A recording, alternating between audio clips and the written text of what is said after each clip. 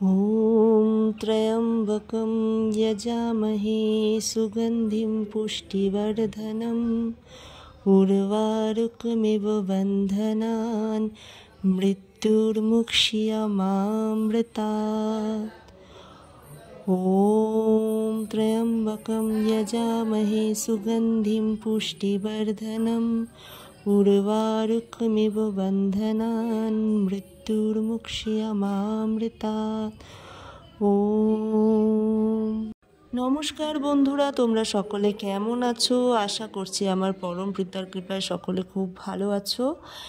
এ দেখো আমাদের অ্যানিভার্সারির ব্লগ, এটা 26 জানুয়ারি আমাদের দুজনের অ্যানিভার্সারি ছিল। ওই দিন সকালটা ঠিক কিভাবে শুরু করলাম, প্রথমে স্নান করে চলে গিয়েছিলাম দুজনে মন্দিরে ভোলেনাথের পুজো করতে।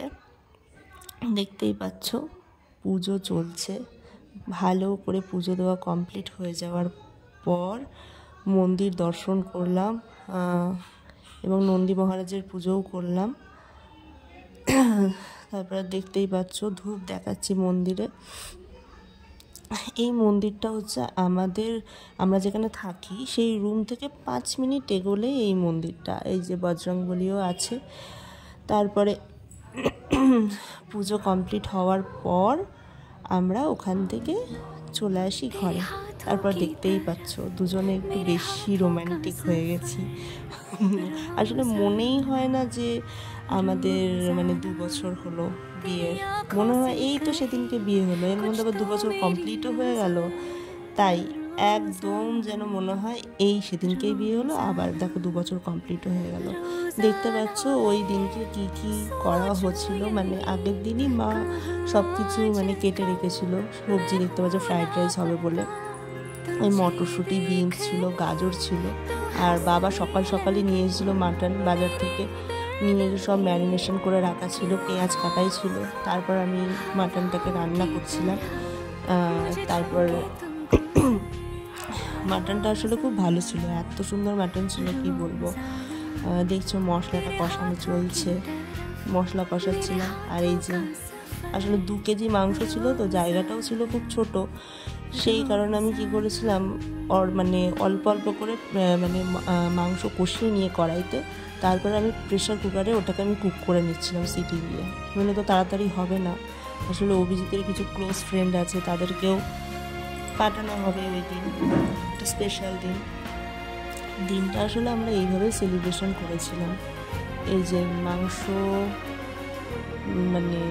কষানো চলছে, আর এইটা রাখা হয়েছে আবার কুক করার জন্য, প্রেশার কুকারে দেওয়ার জন্য। দেখতেই পাচ্ছ এটা পুরো হয়ে গেছে, কুক ভালো মতনই হয়ে গেছে।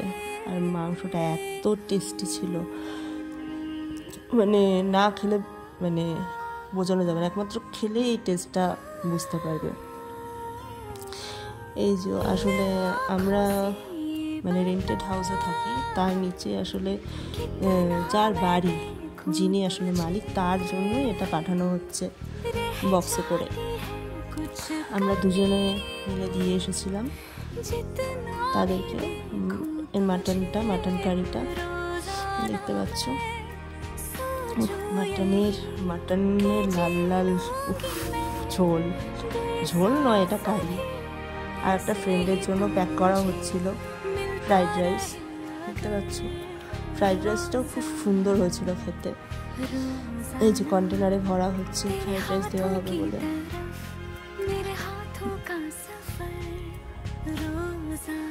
কাজু কিশমিশ তো ভর্তি করে দেওয়া হয়েছিল। আবার মা টমেটোর চাটনিও বানিয়েছিল। এই যে কন্টেনার প্যাক করে নিয়ে যাওয়া হচ্ছে, আমরা দিতে যাচ্ছিলাম। এই চাটনিটা কিছু দেওয়া হবে, সেই জন্য এই জ্যামের একটা কৌটো ছিল, সেটা ধুয়ে ওর মধ্যে চাটনিটা দেওয়া হয়েছে, টমেটোর চাটনিটাও সেই হয়েছিল, সুপার। এই দেখতে পাচ্ছ আমার ছেলে, আমরা যখন বেরোচ্ছি তখন ও বেরিয়েছিল আমাদের টাটা করার জন্য।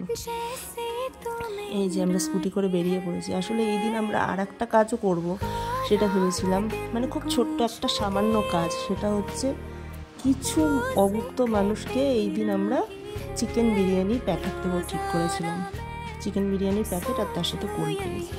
যদিও কাজটা খুবই সামান্য একটা কাজ। হয়তো তোমরা বলবে যে দেখাচ্ছ এটা সাবস্ক্রাইব বাড়ানোর জন্য। না, আমি বলবো না, এটা সাবস্ক্রাইব বাড়ানোর জন্য দেখছি না, যাতে এই ভিডিওটা নেক্সট ইয়ারে যাতে আমরা দেখতে পারি, এটা যাতে মেমোরি হয়ে থাকে এবং নেক্সট ইয়ারে যাতে আমরা আরও ভালো কিছু করতে পারি।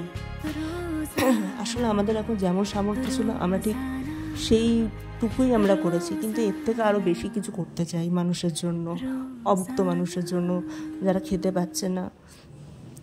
এই দিনটা যাতে তারা ভালোভাবে যাতে খেতে পারে, এই প্রচেষ্টা মানে আমরা চালিয়ে যেতে চাই। ওই কি বলবো,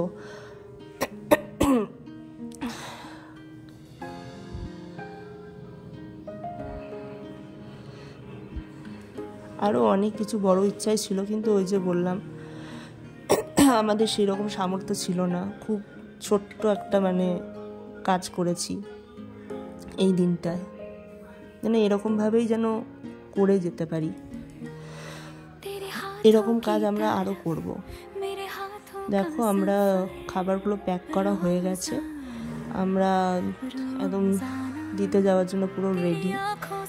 এই যে দেওয়া হচ্ছিল।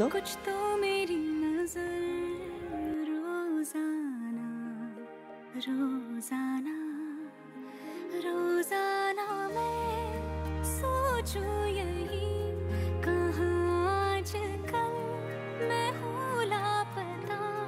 तुझे देख लूं तो हंसने लगे मेरे दर्द भी, क्यों खामखा हवाओं की तरह मुझे छू के तू गुजर। रोजाना